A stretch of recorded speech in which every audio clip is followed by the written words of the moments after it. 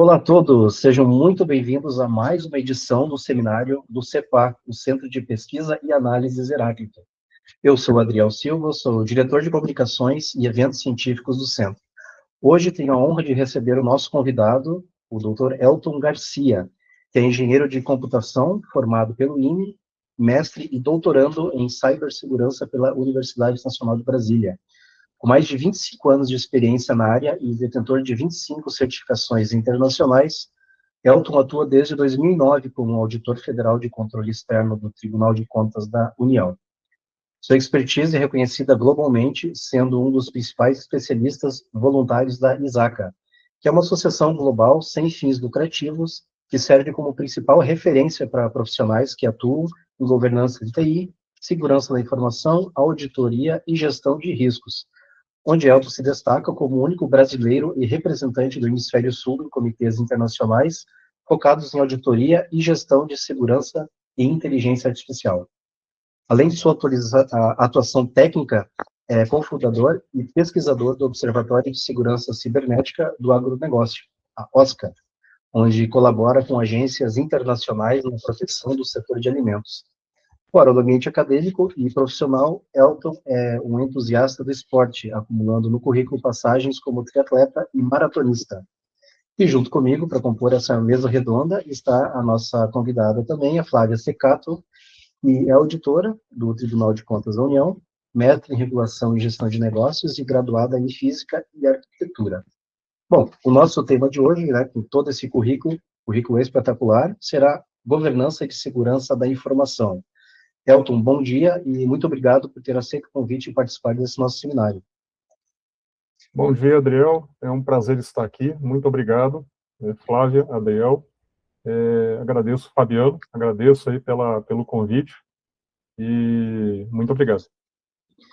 Certo. Bom, a nossa primeira pergunta de hoje é um pouco tricky, digamos assim, né?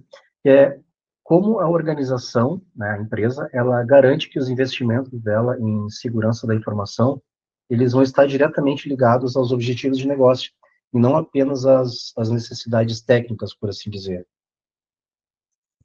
Exato. Essa é uma pergunta muito comum e, na verdade, ela acaba sendo muitas vezes vista como uma consequência em relação a várias causas. O primeiro ponto que a gente precisa observar é qual é o objetivo da segurança da informação dentro do contexto de uma empresa ou de uma organização, falando de uma forma mais genérica. Então, a palavra-chave aí é agregar valor. E dentro do contexto da segurança, o que é agregar valor? É basicamente gerenciar risco. Então, é o norte da bússola da segurança da informação. Eu vou falar segurança da informação de uma forma bem simplista, tá? Eu sei que tem N derivações do termo, eu vou usar segurança da informação apenas. Então, o driver é risco. E nesse contexto, quando a gente tem investimentos que podem soar como um descolamento em relação a objetivos de negócio, na verdade, a gente está vendo aí uma possível consequência de várias causas. Uma delas, por exemplo, é esse descolamento, como acabei de mencionar, né? O descolamento entre o chão de fábrica, a camada de gestão e a camada de governança, ou até mesmo a inexistência de uma dessas duas últimas camadas. A falta, por exemplo, de um efetivo envolvimento de uma delas, e aí com isso você tem prejuízos à tomada de decisão, a própria definição de elementos de risco, como apetite e tolerância a risco, e nesse caso a gente acaba tendo algumas decorrências, né?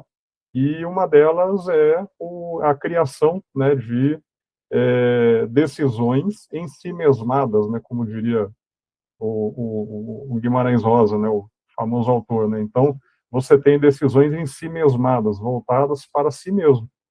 E, em termos de investimento, o que é o ideal? É que o investimento ele seja alocado para assegurar que a segurança da informação agregue valor para o negócio, efetivamente falando, e que essas ações possam catalisar, aí sim, a consecução desses objetivos de negócio. Simples assim. Olá, Elton, bom dia. Bom dia. É um prazer ter você aqui pelo seminário. Vamos então à segunda pergunta. Qual é o papel da autogestão, board, C-level, na aprovação e na sustentação de políticas de segurança, além de apenas prover o orçamento? É outra boa pergunta, viu? Vamos lá. Primeiro, o que é aprovação? Então, vamos pegar aí um exemplo bem simples, quando uma organização ela aprova, por exemplo, uma política de segurança da informação. Então, existem, por exemplo, grandes instituições que colocam, inclusive, na página, né, uma cópia lá da política para que, inclusive, clientes, acionistas, né, possam observar como parte aí de uma estrutura de transparência, né, o que a organização pratica em termos de segurança. Então, a aprovação é quando a alta administração, isso aqui está valendo, tá? A alta administração, ela cancela aquela diretriz como uma diretriz reconhecida por ela e aplicável ao escopo daquela organização. Tudo bem, pode valer também para fora da organização, em se tratando de regulações específicas, ok, mas vamos simplificar a conversa, né? Então, quando ela aprova, né, quando ela aprova uma política de segurança, ela está estabelecendo diretrizes, então ela não está ali necessariamente falando de orçamento. E dentro desse raciocínio, aonde que esse ato de publicar está contextualizado? Dentro de uma tríade. Então, principalmente na governança, a gente tem uma tríade que fala sobre direcionar, monitorar e avaliar. Falando de uma forma bem simples, aquilo que eu decido, que eu digo para a organização que está valendo, eu preciso depois monitorar para saber se realmente está funcionando, proceder uma avaliação e, a partir daí, rodar, né, novamente esse ciclo. Então, desta forma, a gente não está falando apenas em orçamento. Perfeito. Bom, e a gente sabe que a cada nível de risco que as empresas vão identificar, né, no seu processo, isso vai exigir também controles adicionais, né? Então, como é que a empresa ela vai definir formalmente, digamos assim, o nível de risco que ela está disposta a aceitar antes de implementar os controles adicionais? Tá. A definição dos níveis de risco, ela tem um contexto maior, que ela tem uma ligação direta com o apetite ao risco da organização. E o que é basicamente o apetite ao risco? Então, a gente vai colocar aí numa realidade doméstica, né, que é bem simples de entender, né? A mãe, quando fala para o filho, menino, né, vai jogar bola, não passa das 18 horas, tá bom?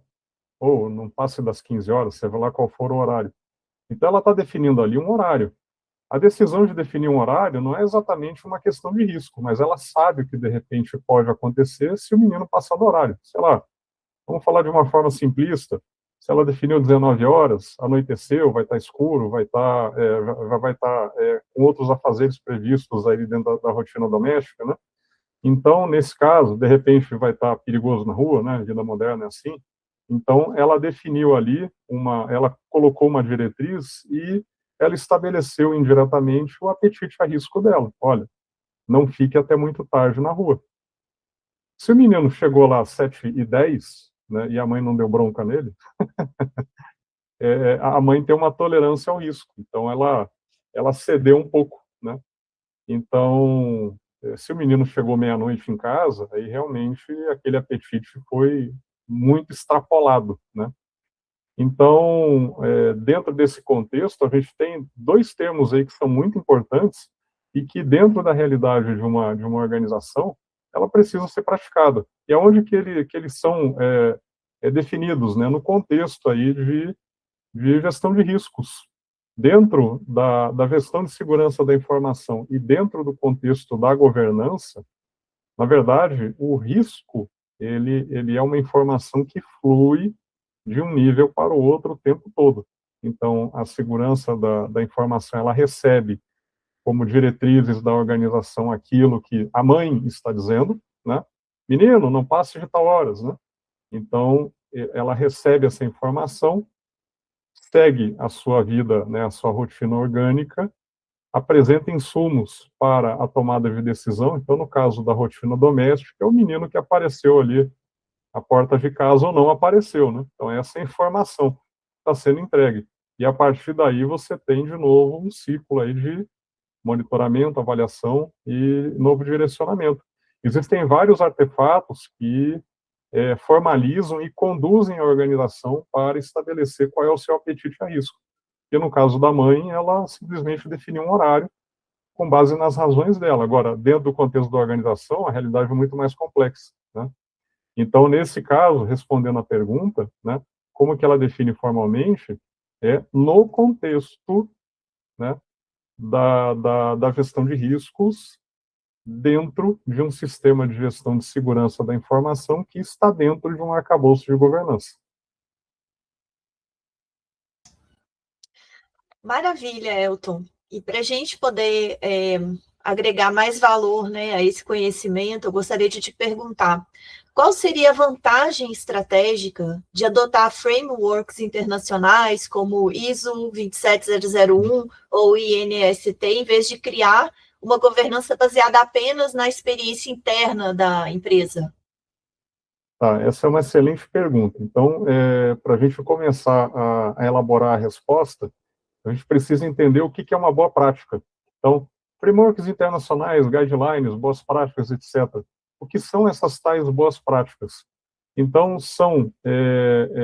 o que são essas boas práticas? São caminhos que já foram trilhados por alguém e que várias pessoas passaram por aí e falaram assim, olha, aqui dá bom, aqui deu certo, tá? E muitas vezes não vem exatamente de um mesmo caminho.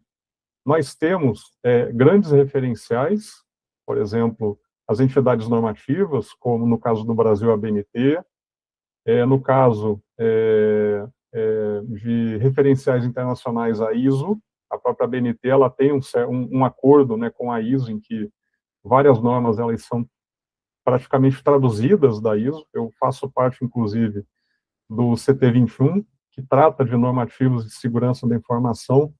É um grupo também voluntário que trabalha aí no aprimoramento de normas relacionadas à segurança da informação publicadas pela BNT. Uma delas é a 27001, como foi mencionado. Então temos a BNT, temos a ISO, temos o NIST, né, que é como se fosse, entre aspas, né, uma outra BNT, e elas acabam sendo referências. Não necessariamente uma temática que nasce de uma entidade como essas três, ela vai decolar ou ela vai, por exemplo, ser a grande referência naquele assunto. Vou dar um exemplo muito simples. O grande referencial hoje acerca de risco nasceu não na BNT, não na ISO, não no NIST, eu vou colocar mais uma, não na ABS, que é a BNT britânica. Ela nasceu de uma NZS, é uma norma neozelandesa, a NZS 4360. Lá no final da década de 90, a primeira edição foi publicada e era simplesmente uma norma que tratava sobre gestão de risco. Não era norma de gestão de risco de segurança, norma de gestão de risco. E a estrutura que foi proposta naquela norma, ela acabou sendo internalizada por outras entidades e outros trabalhos acabaram sendo derivados a partir das ideias que foram originalmente publicadas por essa norma. Exemplo, a nossa norma, a BNT 27005, que trata de gestão de risco no contexto da gestão de segurança da informação. Então, ela acabou sendo uma norma derivada. Tudo bem, ela percorreu um caminho, ela veio da ISO de mesmo nome e por aí vai, mas ela acabou trazendo vários conceitos que foram originalmente propostos por uma norma neozelandesa. Então, na verdade, respondendo à pergunta, por que essas boas práticas são importantes? Porque são caminhos que já foram trilhados por várias pessoas e várias delas falaram, ó, vai por aqui que vai dar certo. Perfeito. Interessante essa comparação aí. com os caminhos percorridos, né? E geralmente é assim que funciona, né? A gente precisa percorrer um caminho para saber se ele é bom ou não, e com isso a gente tem as nossas métricas ali de o que fazer depois, né? E dentro disso, eu sei que a gente tem empresas, né, que fazem testes, né?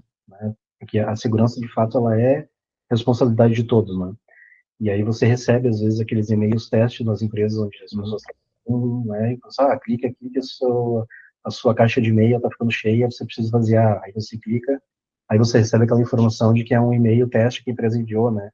De phishing, alguma coisa desse sentido. Exemplo bem simples. E aí, dentro dessa estrutura, né, toda de governança, como é que as empresas elas medem a eficácia dos programas de conscientização, né, para garantir, então, que a segurança da informação ela seja, de fato, uma responsabilidade de todos? Vamos lá, vamos por partes. Você está colocando aí uma situação em que eu preciso medir alguma coisa. Então, imagina aquele grande painel, né, lá do avião, né, tem aquele monte de janelinhas, né, com cada uma com um indicador, né. Quando você apresenta no questionamento avaliar programas de conscientização, na verdade, eu não estou olhando para o painel todo, estou olhando para um daqueles pequenos velocímetros, vamos falar de uma forma bem leiga, né? Eu não sei o nome daqueles instrumentos que estão embarcados, então, você está olhando para um daqueles velocímetros. Na verdade, quando você tem uma estrutura de governança, você tem todo um painel, né, procurando, na medida do possível, mapear todos os processos, e aí sim, olhando a gestão de segurança da informação, todos os processos relacionados à segurança da informação da empresa. Por que eu estou tomando esse cuidado? Porque a gente tem os ramos da governança. Então, acima da governança de segurança da informação, nós temos a governança corporativa. E ali, na verdade, tem outros escopos, né? Além da própria governança de segurança da informação. Então, nesse sentido, olhando apenas esse velocímetrozinho relacionado a programas de conscientização, eu vou já fazer o gancho para outras perguntas aí que eventualmente virão. Nós temos alguns instrumentos, alguns indicadores-chave que mensuram o resultado, que mencionam a jornada, né, como se chegou àquele resultado, e o risco. Então, se a gente colocar aí, vamos colocar uma analogia bem simplesinha, né? Você falou de testes de phishing, né? Aonde que eu quero chegar quando eu aplico uma simulação de phishing para a organização? Eu quero melhorar a conscientização de usuários em relação à postura frente à sua caixa de e-mail. Simples assim, né? Simples assim. E o que eu não posso fazer? Eu não posso clicar onde eu não devo. Elton, mas aí tem ataques que você não precisa clicar, você vai infectado. Tudo bem. Ok. Vamos tratar aí 80-20, né? 80% dos casos ou até mais. Então, qual é a postura que se pretende obter do usuário? Fique atento ao que você clica. Essa é a mensagem. Esse é o resultado. E como que você traduz isso em termos de resultado prático? Se você observar ao longo do tempo que os incidentes relacionados, né, a esse objeto, eles diminuem, você atingiu o seu resultado? Sim, você atingiu. Essa é a única métrica? Não, não é a única métrica, não. Você pode estabelecer, por exemplo, como resultado, o número de notificações. Então, quanto mais usuários notificando, você pode entender isso também como um resultado possível. Porque o pior caso qual é? É ninguém notificar. Então, ou está tudo bem ou está tudo mal. E quando você tem uma medição de desempenho, você pode, por exemplo, aferir quantos usuários clicaram no contexto de uma simulação. Então, você tem ali uma indicação, olha, eu tenho tudo isso de uma forma bem simples, simplória, né? Então, você mediu lá 100 empregados, 30 clicaram, depois 20 clicaram. De uma forma bem simples, a medição é essa, tá? Eu não vou entrar em meandros aí, porque tem uns detalhes que acabam, assim, complicando demais a resposta, mas de uma forma bem simples é isso. Tá? E em termos de risco, qual que é o risco aí que está envolvido? É o risco do meu próprio, do meu negócio parar, porque qual é o impacto de um ataque de ransomware, por exemplo? Boa parte dos ataques de ransomware utilizam como vetor inicial de ataque o e-mail. Por quê? Porque ele é o bom, bonito e barato, né? O atacante Sim. ele vai utilizar. E hoje, ainda, e-mail, phishing, é o primeiro vetor inicial de ataque. De novo, ele é bom, bonito e barato. Ele é um recurso muito simples para o atacante, tecnologicamente já é um assunto já muito sedimentado, e mesmo que ele envie para 1.000, 10.000, né, 50.000 usuários, ele vai ter um público ali de potenciais vítimas significativo. E aí ele começa o ataque dele, um ataque bem sucedido de ransomware, ele para uma organização. Entendi. Obrigado, Reto, por essa explicação. É muito interessante, Elton. Eu fiquei curiosa, né? Porque você mencionou alguns indicadores, até para fazer essa mensuração de como que a organização, se a organização está melhorando em termos de segurança da informação ou não ao longo do tempo, mas eu fiquei com uma grande curiosidade em relação a se existem protocolos, né? Tipo, quanto tempo, de quanto em quanto tempo isso seria avaliado, ou se é algo mais empírico, de acordo com o entendimento, né, dos avaliadores do processo. Tá. Medir não é uma tarefa fácil. Porque se fosse fácil, bastaria, por exemplo, abrir lá a BNT 27005 e entrar lá no anexo, acho que é o anexo 1 ou 2, não me lembro, acho que é o anexo 1, e fazer um copiar e colar. Então, o primeiro problema é o seguinte, a própria norma diz assim, olha, o que a gente está apresentando aqui é meramente numerativo. Segundo ponto, inferido, né? Cada um necessita da sua medição. Então, diferentemente de um carro, né, em que você presume que a maioria dos carros tenham na parte central, né, onde você bate o olho, né, você vai ter o velocímetro, do lado você vai ter o giro do motor, do outro lado você vai ter o medidor lá de combustível e no outro a luzinha lá do óleo. Pronto. Você vai ter um painel típico de carro. E você presume que todos os carros vão ter o mesmo layout. Para uma realidade, para a realidade das organizações, cada um vai ter o seu painel. Tá? Cada um vai ter o seu painel. Por quê? Porque o cenário de ameaças é diferente, o cenário de riscos é diferente, porque o negócio da organização é diferente, a estrutura da organização e os meios, né? Lembra lá da primeira pergunta, né? Os recursos necessários para realizar investimentos, cada organização tem a sua alocação, o seu porte, né? Então, na verdade, você vai ter um painel para cada carro, e isso dificulta muito a vida.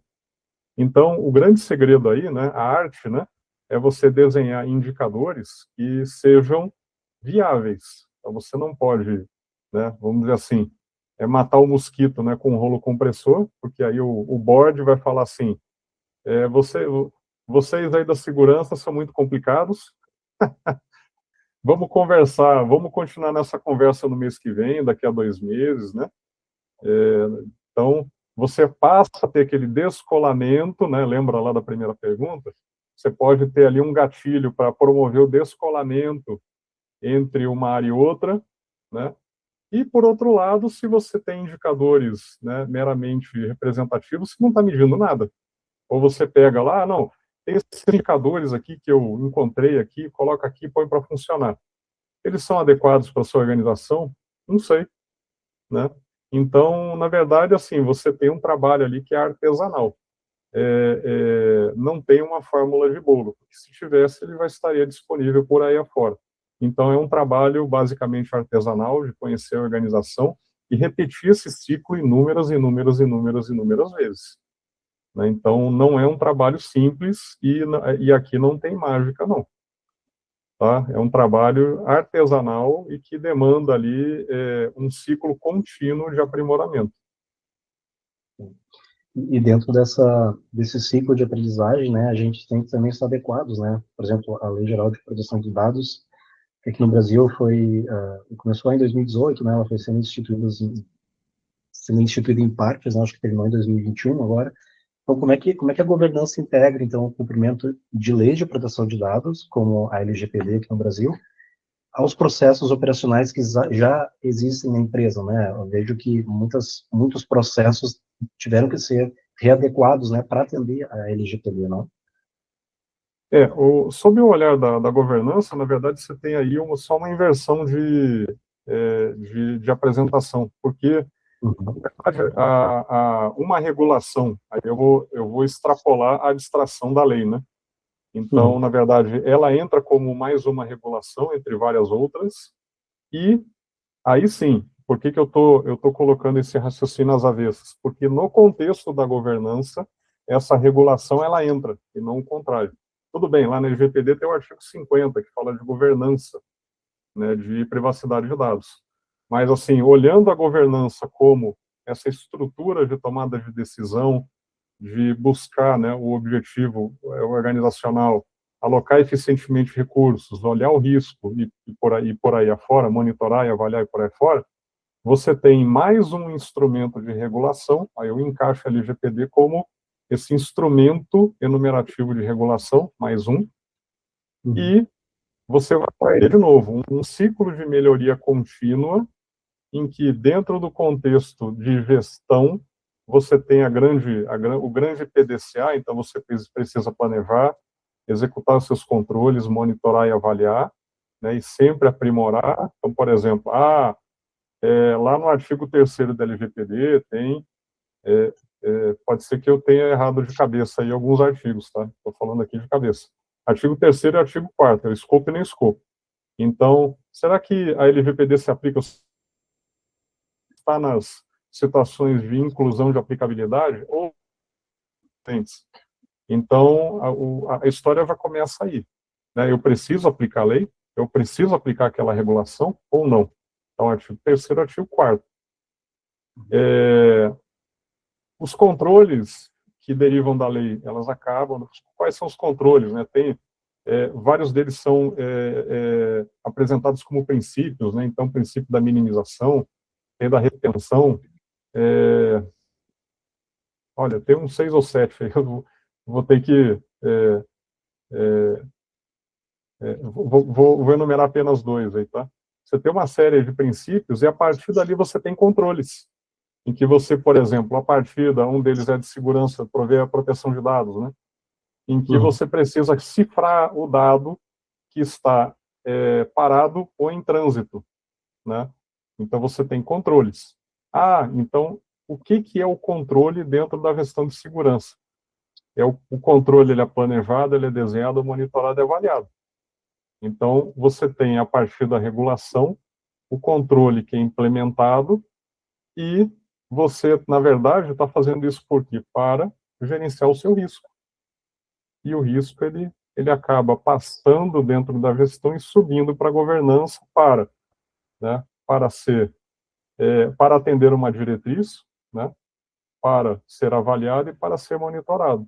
Então, falando de uma forma e fechando, né, a pergunta, a Lei Geral de Proteção de Dados, ela entra como uma regulação, né, para muitas organizações como uma regulação mandatória, e para a realidade da empresa e para o contexto do sistema de gestão de segurança da informação, ele entra com a necessidade de assegurar a proteção de dados pela implementação de controles e a mitigação desses riscos. Perfeito, perfeito. Muito obrigado pela explicação, Elton. Interessante essa parte da Lei Geral de Proteção de Dados. Elton, eu fiquei muito curiosa porque você mencionou a palavra governança, né? Governança é um conceito que está muito em alta nas empresas atualmente, e eu gostaria de entender melhor de que maneira a governança ela pode garantir que as novas tecnologias ou processos de negócio sejam avaliados sob a ótica da segurança antes de serem implementados. Será que seria possível garantir isso ou não? Tá, eu vou me ater aqui a 2 palavrinhas, tá? Eu até anotei aqui para não esquecê-los. Então, primeiro ponto a utilização de tecnologias e antes da implementação. Então, vamos lá. Governança realmente é uma abstração, tá? E, assim, em vários momentos ela se tornou, vamos chamar assim, a buzzword do momento, né? Pode ser que o momento atual seja o caso? Eu acho que sim, tá? Inclusive dentro das suas especificidades, exemplo, governança e segurança da informação, governança de dados e por aí vai, né? Então, como que a tecnologia ou as ferramentas elas estão ligadas a essa abstração?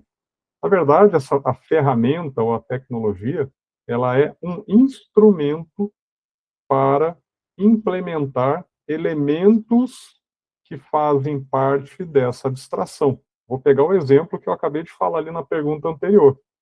Lembra que eu mencionei que eu preciso, a partir de uma disposição da Lei Geral de Dados, eu preciso cifrar o dado pessoal que está parado, ou seja, que está na base de dados, está no banco de dados corporativo e que está em trânsito, ou seja, o usuário acessou uma aplicação que, por sua vez, acessou a base de dados e aquela informação que estava armazenada precisa ser entregue ao usuário. Então, o dado está em trânsito, então eu preciso assegurar a criptografia, a confidencialidade daquele dado, seja parado, seja em trânsito. Então, as ferramentas de criptografia, as tecnologias de criptografia, elas serão utilizadas para implementar essa abstração chamada controle, que, por sua vez, vai mitigar risco, mitigar de novo, né, de uma forma simplista, porque, na verdade, eu estou gerenciando risco, tá? Mas eu não vou entrar nesse detalhe.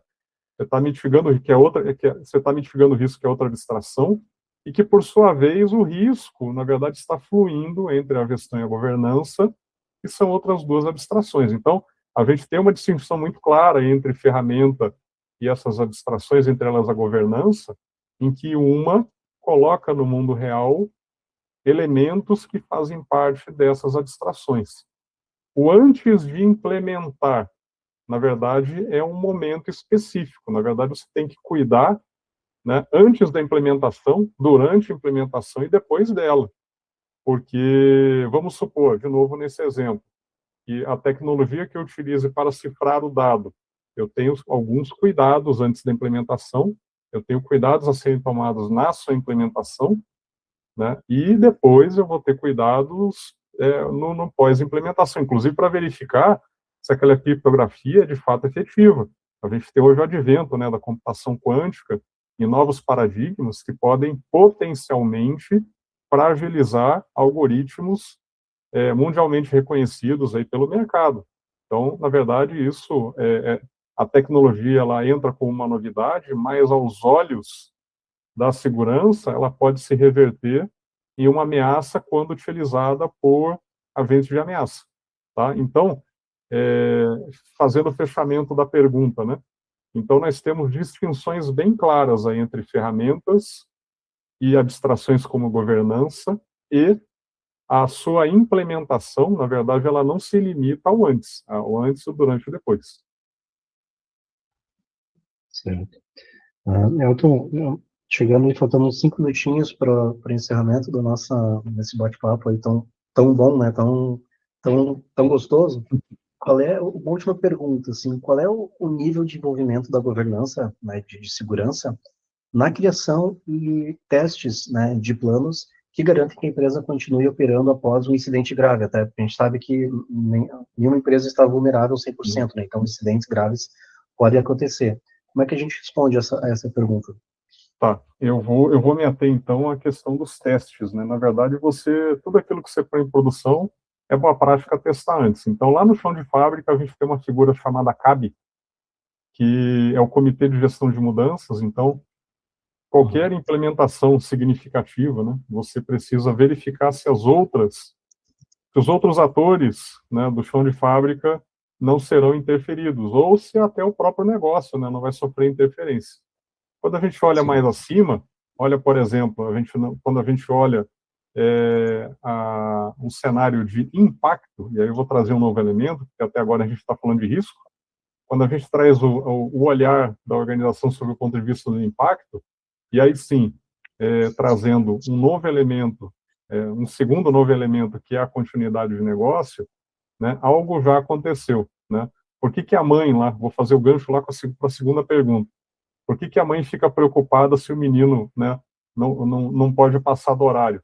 Vamos supor que a partir das 19 horas ocorra hipoteticamente um fenômeno, que o sol cai e por alguma razão as crianças se machucam.